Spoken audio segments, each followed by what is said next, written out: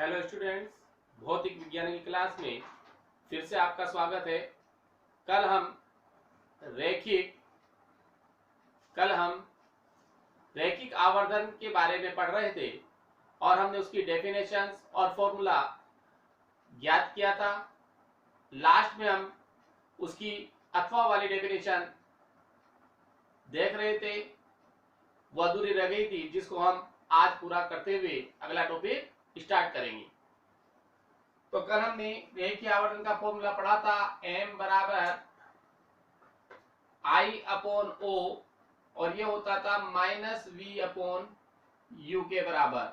जो डेफिनेशन हमने पढ़ी थी रैखिक आवर्धन की, पढ़ी थी प्रतिबिंब की ऊंचाई बटे बिंब की ऊंचाई, मतलब इमेज की हाइट अपॉन ऑब्जेक्ट की हाइट का जो अनुपात होता है वो रैखिक आवर्धन कहलाता है। ये कल हमने पढ़ लिया था, लेकिन जब फॉर्मूला लास्ट में हमने निकाला था तो वो आ गया था minus v upon u, m बराबर माइनस वी अपॉन यू। तो इससे दूसरी डेफिनेशन हम देना चाह रहे थे, तो वो डेफिनेशन थी अर्थात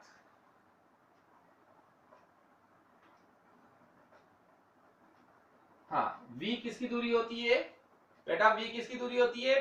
प्रतिबिंब की दूरी। u किसकी दूरी होती है? बिंब की दूरी। तो ये आ जाएगा दर्पण से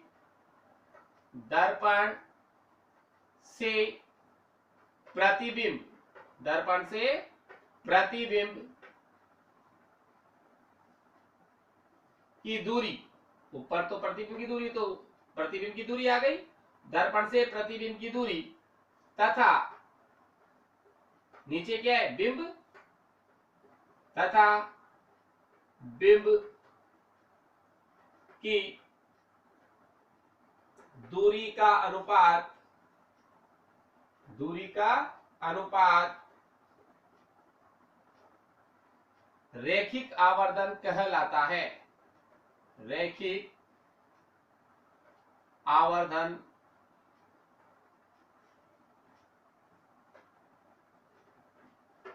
कहलाता है। ये लास्ट में जो फॉर्मूला आता है उसके आधार पे हम डेफिनेशन भी दे सकते हैं। अब हम दर्पण से या दर्पण के फॉर्मूले पर आधारित न्यूमेरिकल्स पढ़ेंगे कि दर्पण के सूत्र पर आधारित न्यूमेरिकल्स किस प्रकार से पूछे जाते हैं। तो अगला हमारा टॉपिक है दर्पण सूत्र पर आधारित प्रश्न, आंकिक प्रश्न,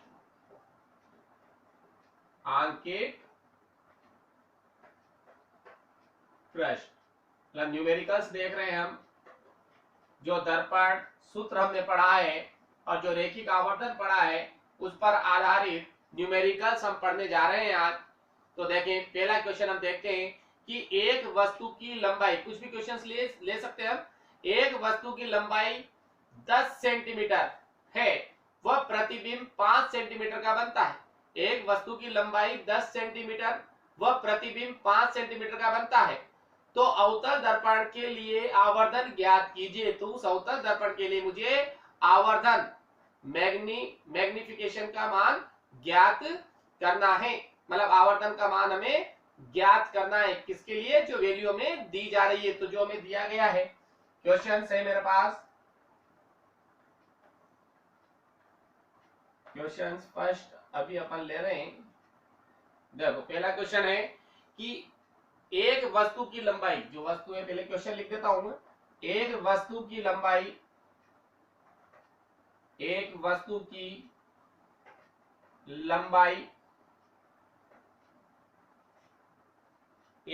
की लंबाई 10 सेंटीमीटर तथा प्रतिबिंब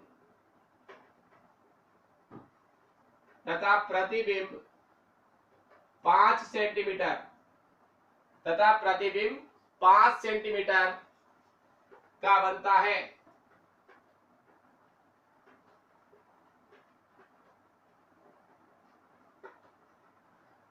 वस्तु की लंबाई 10 सेंटीमीटर है तथा प्रतिबिंब 5 सेंटीमीटर का बनता है। तो अवतल दर्पण की आवर्धन ज्ञात कीजिए। अवतल दर्पण के लिए आवर्धन ज्ञात करना है, बनता है। तो अवतल दर्पण के लिए अवतल दर्पण के लिए आवर्धन का मान ज्ञात कीजिए। आवर्धन का मान ज्ञात कीजिए।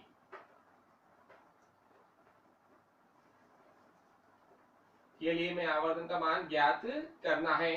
तो सबसे पहले हम जो भी न्यूमेरिकल दिया जा रहा है उसको पढ़ते हैं और पढ़कर पता करते हैं हमें वैल्यू किस किस की दी गई है और क्या हमें फाइंड आउट करना है। तो क्वेश्चन पढ़ रहे हैं हम कि वस्तु की लंबाई, और वस्तु की लंबाई को हमने, जो वस्तु थी उसकी लंबाई को हमने h1 लिया था। h1 बोल दो या उसको ऑब्जेक्ट बोल दो। वस्तु की जो लंबाई है, वस्तु की लंबाई क्या थी, हमने h1 मानी थी। और जो प्रतिबिंब की लंबाई थी वो हमने h2 मानी थी। क्या मानी थी, h2। तो देखें हम यहाँ पर वस्तु की लंबाई जो है हमारे पास क्या बेटा, इस सॉल्यूशन में, हाँ, वस्तु की लंबाई, ये वस्तु की लंबाई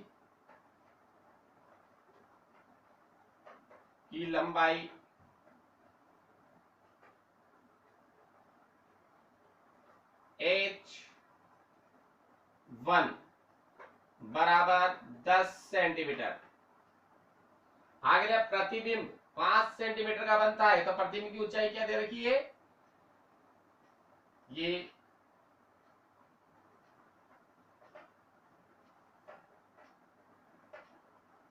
प्रतिबिंब की ऊंचाई, दूरी नहीं दी हुई है, हमें ऊंचाई दी हुई है इसमें।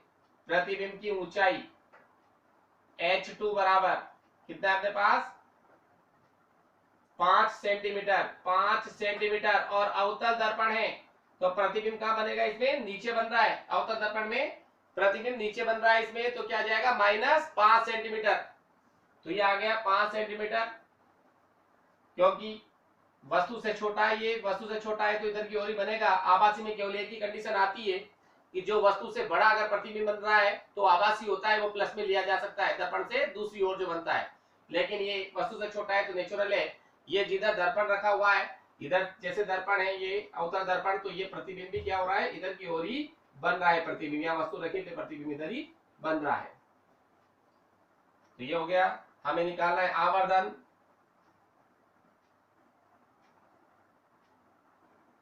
आवर्धन स्मॉल m बराबर प्रश्नवाचक चिन्ह जो हमें ज्ञात करना है।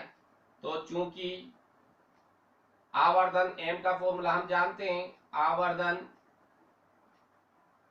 m बराबर h2 अपॉन h1। तो m बराबर h2 कितना है मेरे पास, -5, और h1 कितना है 10। तो ये हमने 5 से कट गया 2 बार, तो m बराबर आ गया -1/2। -1/2 ये आवर्धन का मान हमारे पास, आवर्धन का मान पूछा, आवर्धन का मान हमने फाइंड आउट कर लिया है। माइनस आ रहा है मतलब प्रतिबिंब क्या होगा, वास्तविक होगा, क्योंकि नेचुरल उधर ही और बनेगा तो वास्तविक होगा। और ये जो आवर्धन है वो वस्तु का क्या हो रहा है, प्रतिबिंब जो प्राप्त हो रहा है क्या होगा, वस्तु का, वस्तु से क्या रहेगा, आधा ही रहेगा। जब वस्तु 10 सेंटीमीटर की तो प्रतिबिंब कितना बन रहा है, 5 सेंटीमीटर का है, तो वस्तु से आधा ही होगा। ये पहला न्यूमेरिकल हमने ले लिया है। दूसरा न्यूमेरिकल हम लेते हैं।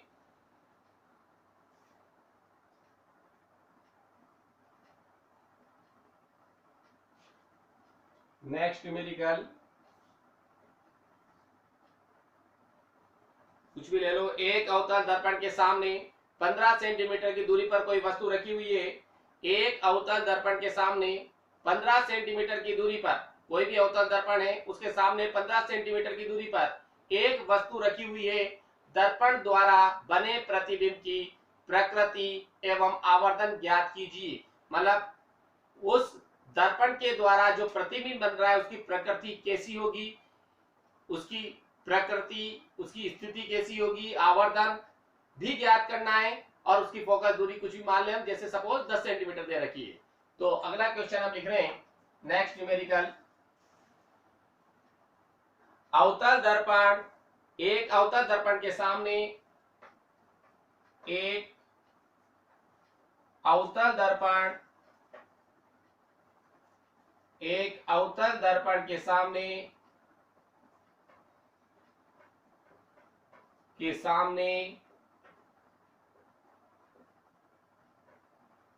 एक अवतल दर्पण के सामने क्या रखी हुई बेटा, सामने 15 सेंटीमीटर 15 सेंटीमीटर की दूरी पर, की दूरी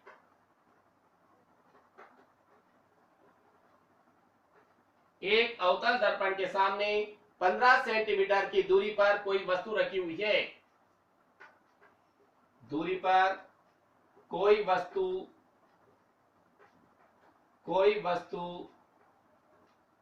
रखी हुई है,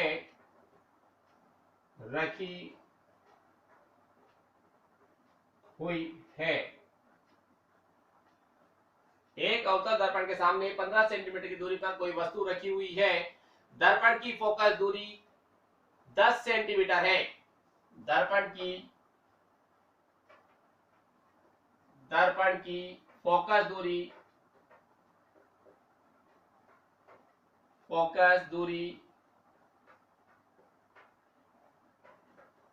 10 सेंटीमीटर, दर्पण की फोकस दूरी 10 सेंटीमीटर है। तो इससे बनने वाला क्या निकालना है हमें, प्रतिबिंब। तो क्या हो जाएगा, दर्पण द्वारा बने प्रतिबिंब की प्रकृति,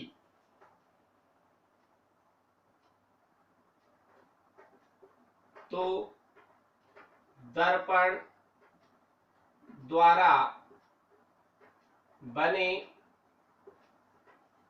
प्रतिबिंब, दर्पण द्वारा बने प्रतिबिंब की स्थिति, प्रकृति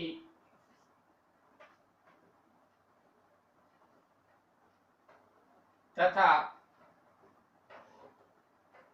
आवर्धन ज्ञात कीजिए।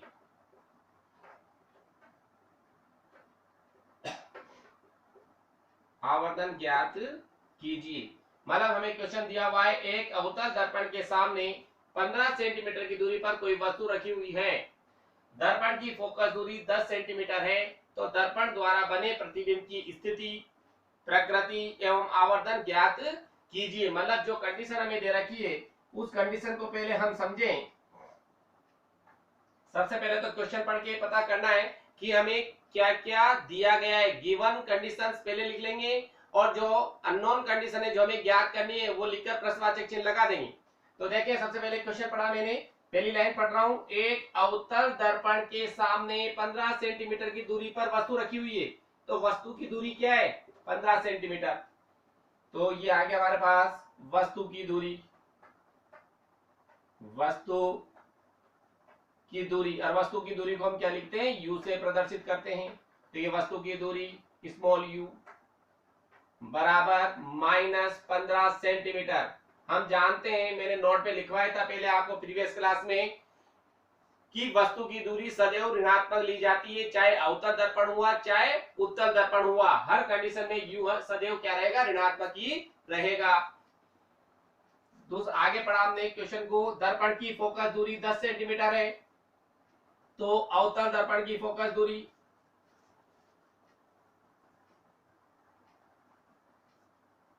अवतल दर्पण की फोकस दूरी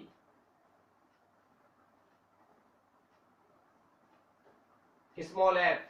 अवतल दर्पण की फोकस दूरी हमने नोट पे लिखी थी, क्या होती है अवतल दर्पण की फोकस दूरी, सदैव ऋणात्मक होती है, जबकि उत्तल दर्पण होता है तो उसकी क्या होती है, पॉजिटिव। तो ये भी ऋणात्मक हो गई, ये भी नोट में नोट कर रखा है अपन ने, नोट लगा के लिखा रखा है कि अवतल दर्पण हुआ तो उसकी फोकस दूरी सदैव ऋणात्मक होगी, और उत्तल दर्पण हुआ तो उसकी फोकस दूरी क्या होगी, धनात्मक होगी, क्योंकि फोकस दूरी अवतल दर्पण में उसी ओर होती है। ये हो गया। अब आगे बोल रहा है दर्पण द्वारा बने प्रतिबिंब की स्थिति, प्रकृति तथा आवर्धन ज्ञात कीजिए। तो पहले तो हमें क्या निकालना है, प्रतिबिंब V फाइंड आउट करना है अपन को। सबसे पहले प्रतिबिंब की स्थिति मतलब प्रतिबिंब, और दूसरा आवर्धन, ये दोनों ही हमें फाइंड आउट करने हैं। तो सबसे पहले जैसे हम डायग्राम को देखना चाहें उससे और स्पष्ट हो जाएगा। ये हमारे पास, इसको और अच्छी तरह हम समझ सकते हैं विद डायग्राम, डायग्राम के साथ।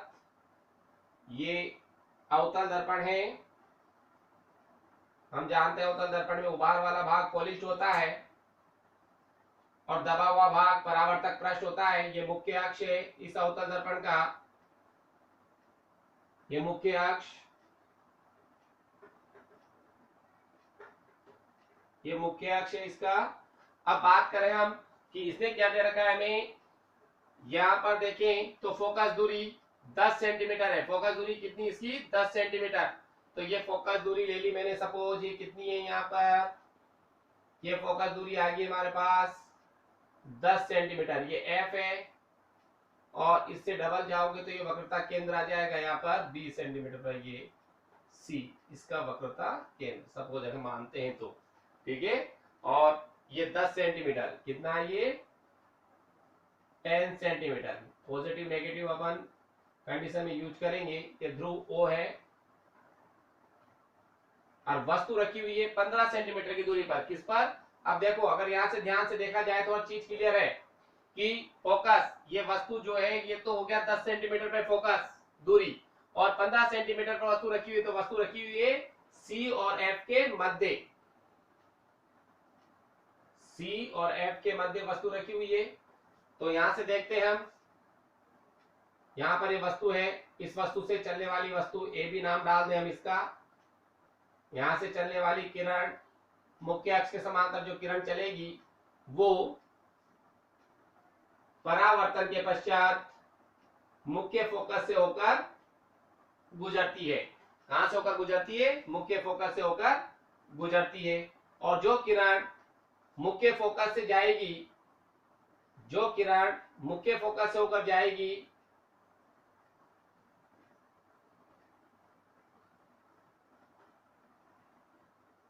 ये किरण मुख्य फोकस से होकर जाती है, वो क्या होगा, दर्पण से, अवतल दर्पण से परावर्तन के पश्चात जो किरण मुख्य फोकस से होकर गुजरती है आपतित किरण, वो अवतल दर्पण से परावर्तन के पश्चात मुख्य अक्ष के समांतर हो जाती है। ये मुख्य अक्ष के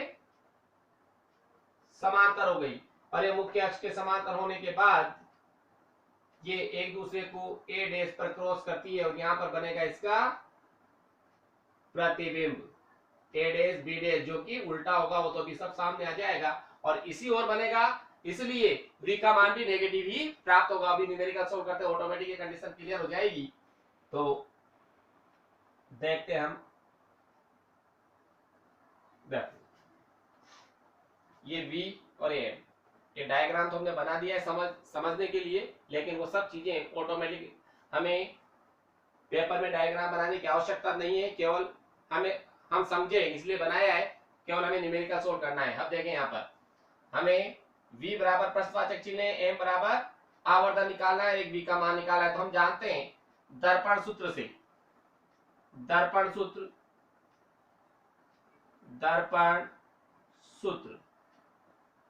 से क्या होता है बेटा, दर्पण सूत्र देखें हम, दर्पण सूत्र से क्या आ जाएगा हमारे पास, 1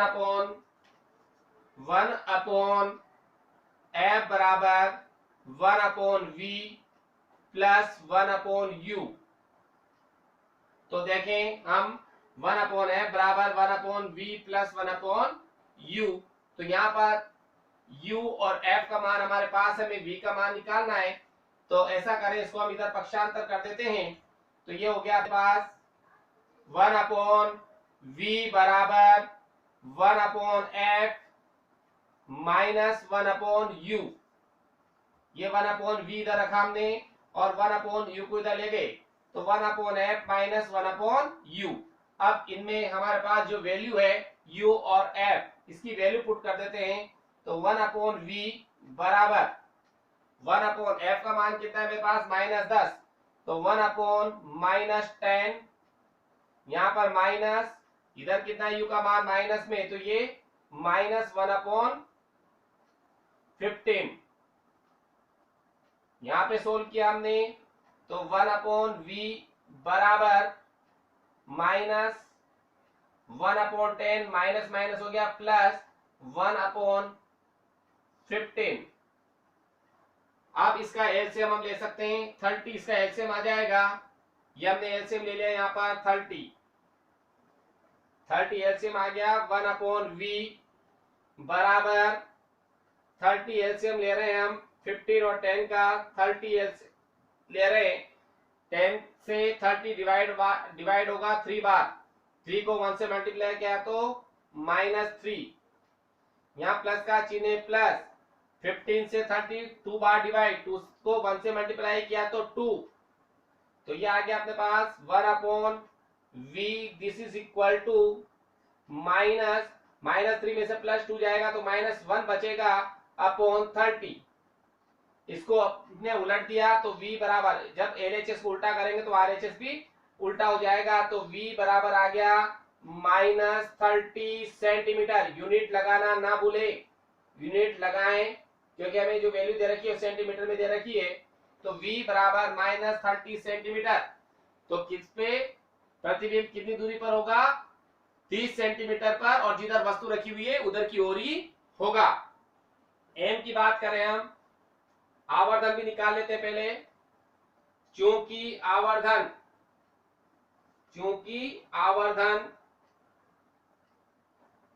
m बराबर -v/u, v की वैल्यू भी हमारे पास है और u की वैल्यू भी हमारे पास है, तो m बराबर माइनस, मेरे पास है माइनस लगा दिया बाहर, v जो है v की वैल्यू -30, u की वैल्यू मेरे पास जो है वो -15।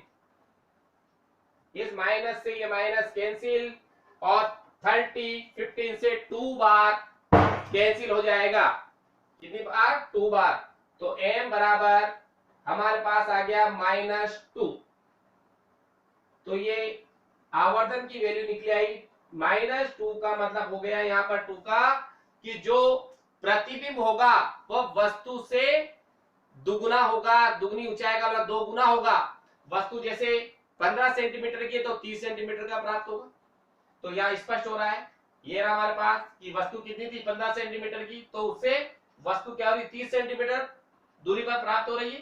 तो देखें यहाँ पर, तो वस्तु जो है उसका जो आवर्धन होगा वो क्या होगा? दुगना होगा। देखें कैसे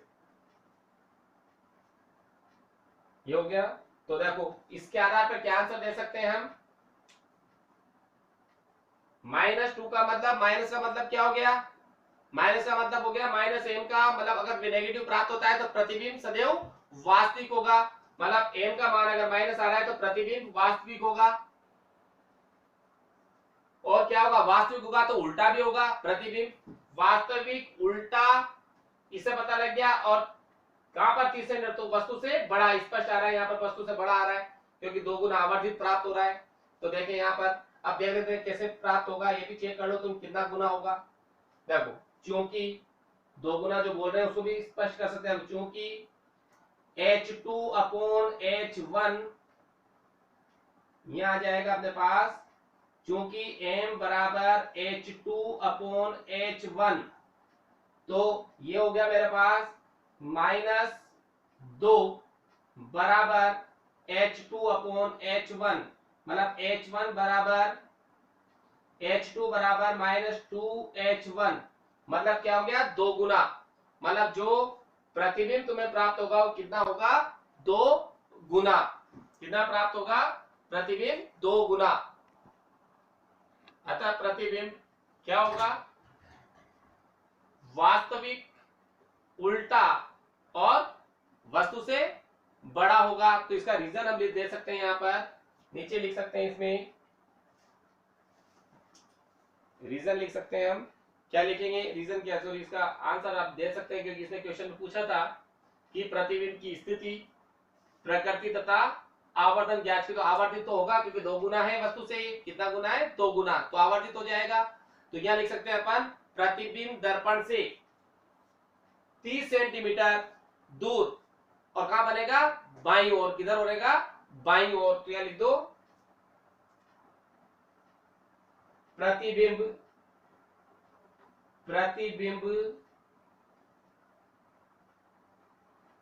दर्पण से 30 सेंटीमीटर दूर, प्रतिबिंब दर्पण से 30 सेंटीमीटर दूर, किधर की ओर, बाईं ओर, बाईं ओर बनता है,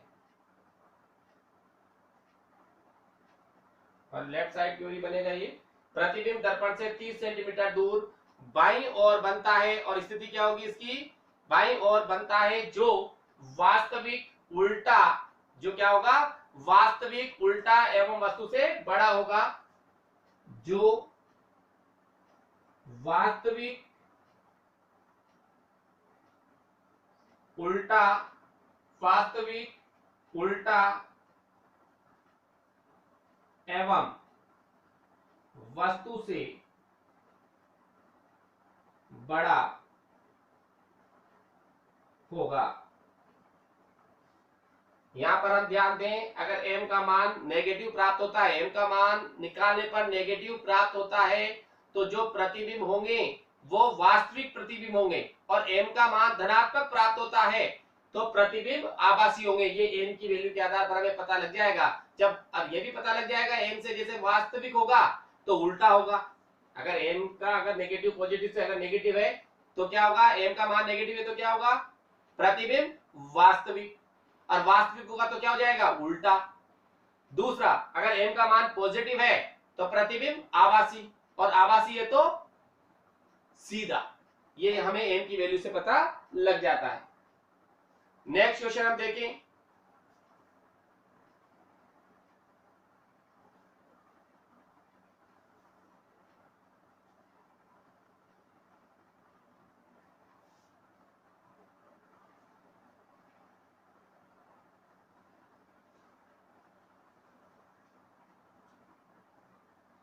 अगला क्वेश्चन, 3 सेंटीमीटर आकार की कोई वस्तु है जो 40 सेंटीमीटर वक्रता त्रिज्या के किसी अवतल दर्पण से, कोई भी 3 सेंटीमीटर आकार की कोई वस्तु ले लें जो 40 सेंटीमीटर, वैल्यू कुछ भी ली जा सकती है, 3 सेंटीमीटर आकार की कोई भी वस्तु 40 सेंटीमीटर वक्रता त्रिज्या के किसी अवतल दर्पण, किसी अवतल दर्पण से 30 सेंटीमीटर, अवतल दर्पण से 30 सेंटीमीटर की दूरी पर स्थित है। दर्पण से प्रतिबिंब की दूरी व आकार ज्ञात करना है। देखो क्वेश्चन लिख ले पहले हम, third question, question number third, 3 centimetre आकार की कोई वस्तु, 3 सेंटीमीटर आकार की कोई वस्तु 3 सेंटीमीटर आकार की कोई वस्तु 40 सेंटीमीटर वक्रता त्रिज्या, 40 सेंटीमीटर वक्रता त्रिज्या, 40 सेंटीमीटर वक्रता त्रिज्या के किसी अवतल दर्पण, वक्रता त्रिज्या के किसी अवतल दर्पण, वक्रता त्रिज्या के किसी अवतल दर्पण से 30 सेंटीमीटर, अवतल दर्पण से 30 सेंटीमीटर, अवतल दर्पण से 30 सेंटीमीटर की दूरी पर स्थित है। कहां पर रखी हुई अवतल दर्पण के सामने? 30 सेंटीमीटर की दूरी पर स्थित है। तो क्या निकालना है हमें? दर्पण से प्रतिबिंब की दूरी। दर्पण से प्रतिबिंब, दर्पण से प्रतिबिंब की दूरी और आवर्तन भी निकाल लो। दर्पण से प्रतिबिंब की दूरी व आकार ज्ञात कीजिए। वह आकार ज्ञात कीजिए। आकार वही m का मान हमें निकालना है। आकार ज्ञात कीजिए। ये हमारे पास क्वेश्चन है। इस क्वेश्चन का सॉल्यूशन हम देखते हैं क्या दिया हुआ है। देखो यहाँ पर लिखा हुआ है, क्वेश्चन पढ़े। सबसे पहले क्वेश्चन पढ़कर पहले यही पता करना है कि क्या डाटा हमें दिए गए हैं और कौन सा हमें मान निकालना है। तो देखो 30 सेंटीमीटर आकार की कोई वस्तु, कितने सेंटीमीटर की? 3 सेंटीमीटर आकार की कोई वस्तु, 3 सेंटीमीटर आकार की कोई वस्तु। तो आकार, आकार में क्या हो गया? उसकी ऊंचाई, उसकी ऊंचाई हो गई ये आकार जो है। तो यहां हम लिख सकते हैं वस्तु का आकार लिख दो या वस्तु की ऊंचाई लिख दो। वस्तु का आकार कितना है? h1, मतलब वस्तु की हाइट जो लेते हैं हम h1 लेते हैं। ये है 3 सेंटीमीटर और ये मुख्य अक्ष से ऊपर की ओर होता है, इसलिए पॉजिटिव होता है h1 हमेशा। वस्तु या बिंब का आकार या ऊंचाई जो होती है वो कितनी होती है? पॉजिटिव होती है। तो यहाँ दे रखा है वस्तु का आकार। अगर यहाँ इसकी जगह प्रतिबिंब होता और फिर हम पता करते नीचे बन रहा है ऊपर बन रहा है, उस आधार पर हम पॉजिटिव नेगेटिव लगाते। लेकिन हमारे पास यहाँ पर वस्तु है तो वस्तु का आकार h1 बराबर 3 सेंटीमीटर। आगे हम देखें क्या लिखा हुआ है क्वेश्चन में। 40 सेंटीमीटर वक्रता त्रिज्या के किसी अवतल दर्पण, तो अवतल दर्पण की वक्रता त्रिज्या क्या दे रखी है? अवतल दर्पण की वक्रता त्रिज्या कैपिटल R बराबर 40 सेंटीमीटर। कितनी दे रखी है? 40 सेंटीमीटर। वक्रता त्रिज्या हमारे पास है 40 सेंटीमीटर। तो अब हम क्या ज्ञात करेंगे इसमें? फोकस दूरी। अवतल दर्पण की वक्रता त्रिज्या, वक्रता त्रिज्या किधर की ओर होती है? अवतल दर्पण इधर की ओर होती है। तो कितनी हो गई ये? -40 सेंटीमीटर। अवतल दर्पण की वक्रता त्रिज्या दे रखी है। अवतल दर्पण और वक्रता त्रिज्या किधर की ओर आएगी? जिधर वस्तु रखी हुई है उधर की ओर ही होगी अवतल दर्पण में। तो ये भी किसमें आएगी? माइनस में। तो -40 सेंटीमीटर। तो हमें निकालनी फोकस दूरी, और फोकस दूरी और वक्रता त्रिज्या में हमने संबंध पढ़ा है। क्या संबंध पढ़ा है हमने फोकस दूरी और वक्रता त्रिज्या में? F बराबर R/2। तो हम देख लेते हैं, चूंकि F बराबर R/2 तो F बराबर हमारे पास आ गया R का मान -40/2। तो ये आ गया हमारे पास बराबर -20 सेंटीमीटर। ये आ गई फोकस दूरी किसकी? अवतल दर्पण की। और हम जानते हैं अवतल दर्पण की फोकस दूरी, और हमें पता है कि अवतल दर्पण की फोकस दूरी हमेशा नेगेटिव होती है। ऑलरेडी आ गई है नेगेटिव। अब ये दो कंडीशन हमें दी हुई थी। अब दर्पण से प्रतिबिंब की दूरी व आकार ज्ञात कीजिए। तो वही प्रतिबिंब, तो ये प्रतिबिंब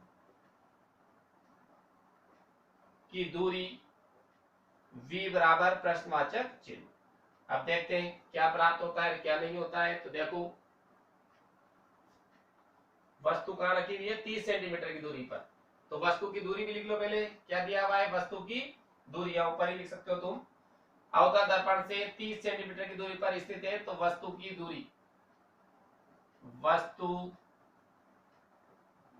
दूरी, u बराबर -30 सेंटीमीटर। कितनी है? -30 सेंटीमीटर। फिर वापस इसका डायग्राम हम देखना चाहें तो देखते हैं, या पहले फाइंड आउट कर लो। जब वही दर्पण सूत्र लगाएंगे। दर्पण सूत्र से क्या है दर्पण सूत्र? 1/f बराबर 1/v प्लस 1/u। मुझे वही v की वैल्यू फाइंड आउट करनी है, तो 1/v इसको इधर ले आए हम, तो क्या आ गया 1/f माइनस 1/u, इस 1/u को इधर ले आए तो माइनस का हो गया बराबर 1/v। तो देखें हम यहाँ पर f का मान कितना है, 8 बटा माइनस 1/20 माइनस u का मान कितना है -30, तो 1/-1/30 बराबर 1/v। यहां देखते हैं क्या मान निकलता है, 1/v बराबर ये -1/20 और इधर माइनस माइनस हो गया प्लस, प्लस 1/30। एलसीएम ले लें हम इसका, 60 एलसीएम आ जाएगा, क्योंकि 60 के अंदर 20 का भी भाग चला जाएगा और 30 का भी भाग चला जाएगा। तो 60 को 20 से डिवाइड किया, मतलब 60 के अंदर 20 का भाग दिया तो 3 बार, 3 को 1 से गुणा किया तो -3, प्लस 30 का 60 में भाग गया 2 बार, 2 को 1 से गुणा किया तो 2। तो ये आ गया हमारे पास 1/v बराबर -3 में से प्लस 2 गया तो माइनस का 1, -1/60। इसको उल्टा किया तो v बराबर -60, जब LHS उल्टा कर दिया तो RHS भी उल्टा हो जाएगा, v बराबर -60 और इकाई आ जाएगी सेंटीमीटर। तो v का मान निकले है हमारे पास 60 सेंटीमीटर, मतलब 60 सेंटीमीटर दूरी पर दर्पण से 60 सेंटीमीटर, दर्पण से 60 सेंटीमीटर दूरी पर प्रतिबिंब का निर्माण होगा, जो माइनस में तो वस्तु की ओर ही रहेगा। अब हमें निकालना है, क्या निकालना है हमें, m का मान। ये m की वैल्यू हम निकालते हैं, क्योंकि m बराबर -v/u, तो m बराबर, हाँ, माइनस v का मान क्या है -30, सॉरी v का मान क्या है -60 और u का मान कितना है -30। माइनस से माइनस कैंसिल, 30 का 60 में भाग गया 2 बार, तो m बराबर -2। m का मान कितना प्राप्त हुआ मुझे -2, और -2 होने की वजह से प्रतिबिंब क्या होगा, प्रतिबिंब कैसा होगा, वास्तविक होगा, और वास्तविक होगा तो उल्टा भी होगा।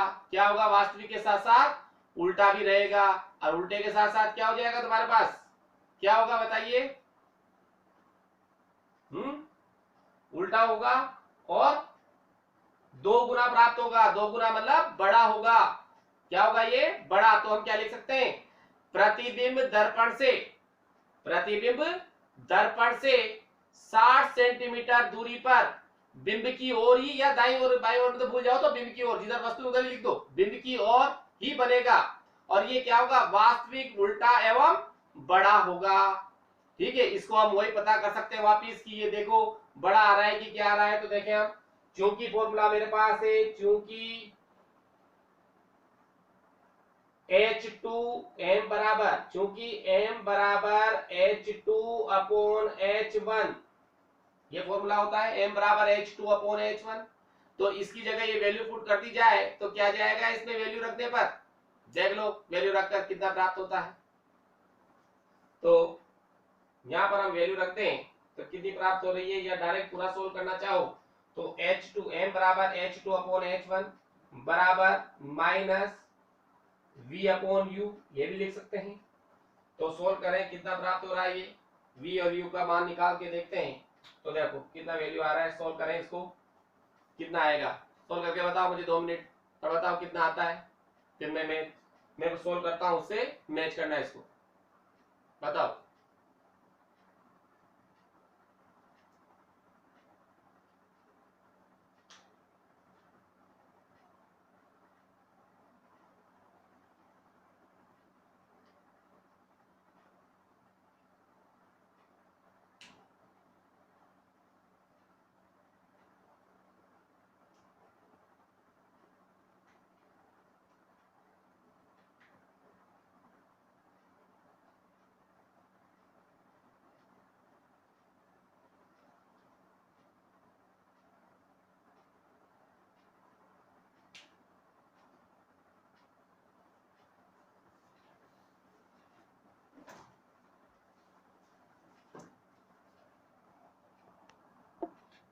हाँ किया बेटा सोल्व।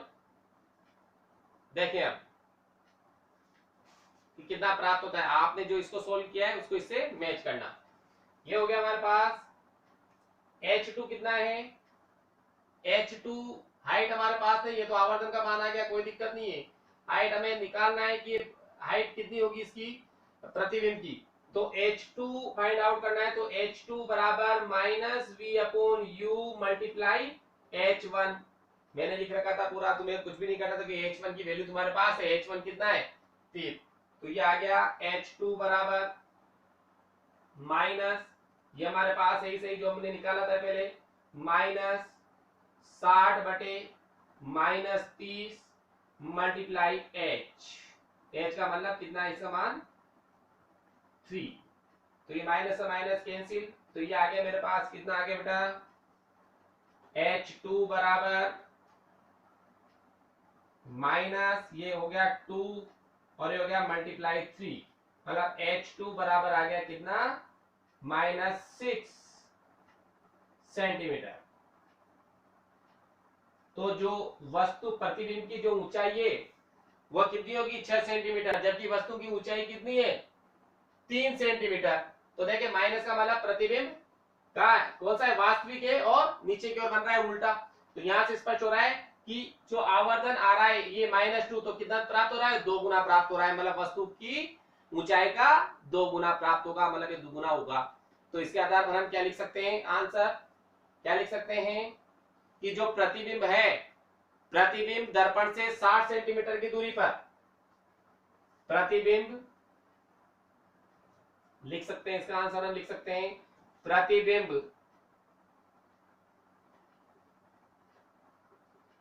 प्रतिबिंब अवतल दर्पण से, अवतल दर्पण से 60 सेंटीमीटर की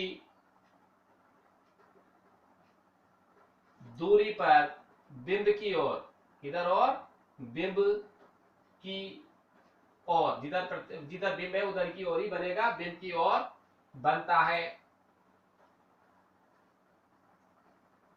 बिंब की ओर बन रहा है तो क्या होगा, वास्तविकता में किरणें मिल रही है तो क्या होगा, ये वास्तविक होगा, उल्टा होगा। एवं H2 का मान 6 आ रहा है, उसका कितना था 3, तो ये कितना हो गया, -6 आने से उल्टा तो बन रहा है, इसलिए क्या हो गया, ये बड़ा हो गया। तो क्या लिख सकते हैं इसका आंसर, ये बनेगा जो वास्तविक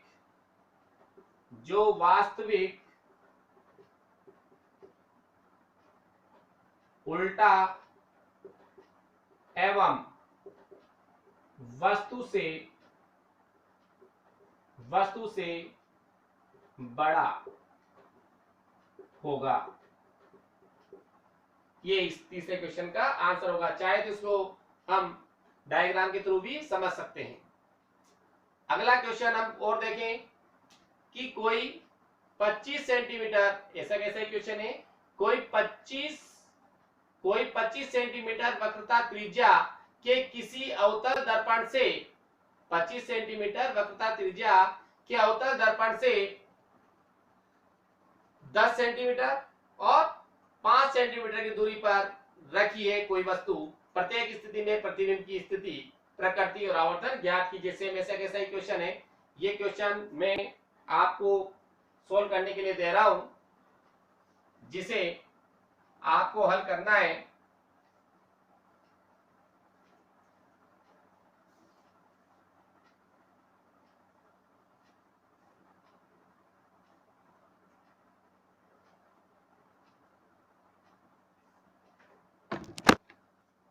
ये होमवर्क दे रहा हूं मैं आपको, जो होमवर्क आपको करना है,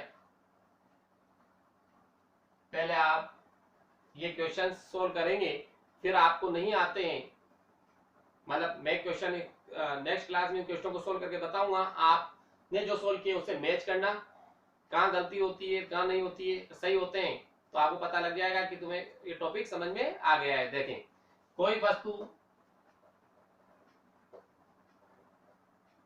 वस्तु कितने सेंटीमीटर है, कोई वस्तु 15 सेंटीमीटर वक्रता त्रिज्या, 15 सेंटीमीटर वक्रता त्रिज्या, कोई वस्तु 15 सेंटीमीटर वक्रता त्रिज्या के अवतल दर्पण से, वक्रता त्रिज्या के अवतल दर्पण से, अवतल दर्पण से 10 सेंटीमीटर, पहला पॉइंट, दो क्वेश्चन पूछ रहा है इसमें, पहला 10 सेंटीमीटर, दूसरा इसी में है, दो क्वेश्चन सोल्व होंगे इसमें, एक तो 10 सेंटीमीटर के लिए, पहला 10 सेंटीमीटर और दूसरा 5 सेंटीमीटर की दूरी पर स्थित है। मतलब कोई वस्तु जो है 15 सेंटीमीटर वक्रता त्रिज्या के अवतल दर्पण से, 15 सेंटीमीटर वक्रता त्रिज्या का अवतल दर्पण है, उससे पहला क्वेश्चन 10 सेंटीमीटर और दूसरा 5 सेंटीमीटर की दूरी पर स्थित है। मेरा पहला क्वेश्चन तो 10 सेंटीमीटर लेते हुए और दूसरा क्वेश्चन 5 सेंटीमीटर की दूरी लेते हुए बिंब की सोल्व करना है, दूरी पर स्थित है। प्रत्येक स्थिति में प्रतिबिंब की स्थिति, प्रत्येक स्थिति में, प्रत्येक स्थिति में प्रतिबिंब की स्थिति, प्रतिबिंब की स्थिति, प्रत्येक स्थिति में प्रतिबिंब की स्थिति, प्रकृति, स्थिति, प्रकृति तथा आवर्धन, तथा आवर्धन ज्ञात कीजिए, तथा आवर्धन ज्ञात कीजिए। ये पहला क्वेश्चन था जो हमें सोल्व करना है। दूसरा क्वेश्चन, अवतल दर्पण, अवतल दर्पण, अवतल दर्पण के सामने, अवतल दर्पण के सामने, किसके सामने? अवतल दर्पण, अवतल दर्पण के सामने रखे एक बिंब, सामने रखे एक बिंब, अवतल दर्पण के सामने रखे एक बिंब का प्रतिबिंब, एक बिंब का प्रतिबिंब, एक बिंब का प्रतिबिंब कहां बनता है भाई? एक बिंब का प्रतिबिंब दर्पण के सामने, बिंब, अवतल दर्पण के सामने रखे एक बिंब का प्रतिबिंब दर्पण के सामने, दर्पण के सामने 100 सेंटीमीटर, दर्पण के सामने 100 सेंटीमीटर पर बनता है, पर बनता है, 100 सेंटीमीटर पर बनता है। यदि दर्पण की दूरी, यदि दर्पण की फोकस दूरी, यदि दर्पण की फोकस दूरी 98 सेंटीमीटर, यदि दर्पण की फोकस दूरी 98 सेंटीमीटर हो तो, यदि दर्पण की फोकस दूरी 98 सेंटीमीटर हो तो बिंब की दूरी ज्ञात कीजिए, हो तो बिंब की दूरी ज्ञात कीजिए।